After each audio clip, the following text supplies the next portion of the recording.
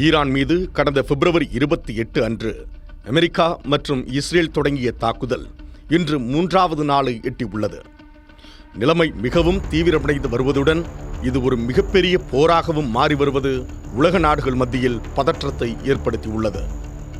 America மற்றும் Israel நடத்திய வான்வழி தாக்குதலில் ஈரானின் உயரிய தலைவர் அலி கமேனி கொல்லப்பட்டதுடன் 48 முக்கிய தலைவர்களும் கொல்லப்பட்டுள்ளனர். ஈரான் முழுவதும் உள்ள அரசு மற்றும் இராணுவ தளங்கள் அழிக்கப்பட்டதாக அமெரிக்க இராணுவம் அதிகாரப்பூர்வமாக அறிவித்துள்ளது. ஈரானின் பாதுகாப்பு அமைச்சகம் மற்றும் புரட்சிகர பாதுகாப்பு படையின் முக்கிய தளபதிகள் பலரும் கொல்லப்பட்டுள்ளதாக தகவல்கள் தெரிவிக்கின்றன. ஈரானை வழிநடத்த அயதுல்லா அலிரேசா அராபி தலைமையில் புதிய இடைக்கால கவுன்சில் அமைக்கப்பட்டுள்ளது. ஈரானின் தலைநகர் தெஹ்ரானில் உள்ள ஏவுகணை தளங்கள், அணுசக்தி நிலையங்கள் மற்றும் அரசு அலுவலகங்களை இலக்கு வைத்து அமெரிக்கா மற்றும் இஸ்ரேல் கடும் தாக்குதல்களை நடத்தியுள்ளன. இந்த தாக்குதலில் நூற்றுக்கணக்கானோர் உயிரிழந்துள்ளனர். குறிப்பாக தெற்கு ஈரானில் உள்ள ஒரு பள்ளி மீது விழுந்த ஏவுகணையால் 150க்கும் மேற்பட்ட சிறுமிகள் உயிரிழந்ததாக ஐக்கிய நாடுகள் சபை கவலை தெரிவித்துள்ளது. சவுதி அரேபியாவில் இருக்கும் உலகின் மிகப்பெரிய எண்ணெய் சுத்திகரிப்பு ஆலையான அராம்கோ மீது ஈரான் ட்ரோன் மூலம் தாக்குதல் நடத்திய சம்பவம் சர்வதேச அளவில் அச்சத்தை ஏற்படுத்தியுள்ளது. இஸ்ரேலின் முக்கிய நகரங்களான டெல் அவீவ் மற்றும் ஹைபா மீது ஈரான் ஏவுகணைகளை வீசியுள்ளது. துபாய், தோஹா மற்றும் பஹ்ரைன் ஆகிய நகரங்களிலும் ஈரானிய ஏவுகணைகள் தாக்குதலால் வளைகுடா நாடுகளில் பெரும் பதற்றம் நிலவி வருகிறது.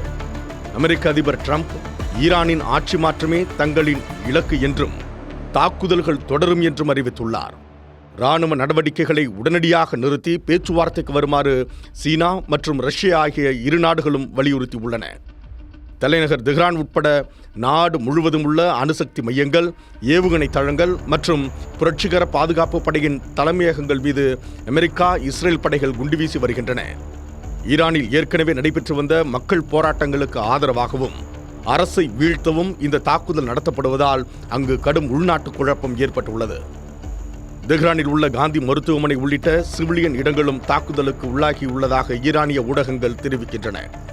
160க்கும் மேற்பட்ட சர்வதேச விமானங்கள் ரத்து செய்யப்பட்டுள்ளன. கடந்த சில மாதங்களாக நிலவி வந்த பதற்றமே காரணமாக கூறப்படுகிறது.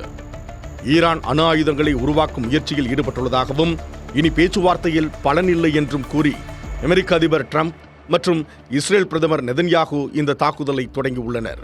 2025 டிசம்பர் முதல் ஈரானில் பொருளாதார நெருக்கடி காரணமாக மக்கள் மிகப்பெரிய அளவில் போராடி வந்தனர். நடைபெற்ற போராட்டங்களில் சுமார் 30,000 பேர் கொல்லப்பட்டதாக கூறப்படுகிறது. இதை ஒரு காரணமாக வைத்து ஆட்சி மாற்றம் செய்ய அமெரிக்கா இறங்கியுள்ளது. ஹமாஸ், ஹிஸ்புல்லா போன்ற அமைப்புகளுக்கு ஈரான் தொடர்ந்து ஆதரவு அளித்து வருவதை நிறுத்த கோரியும் இந்த தாக்குதல் நடத்தப்படுகிறது. இஸ்ரேலின் டெல் அவீவ் நகர் மீதும் பஹ்ரைன், கத்தார் மற்றும் குவைத்தில் உள்ள அமெரிக்க இராணுவ தளங்கள் மீதும் ஈரான் நூற்றுக்கணக்கான ஏவுகணைகளை வீசி பதிலடி கொடுத்து வருகிறது.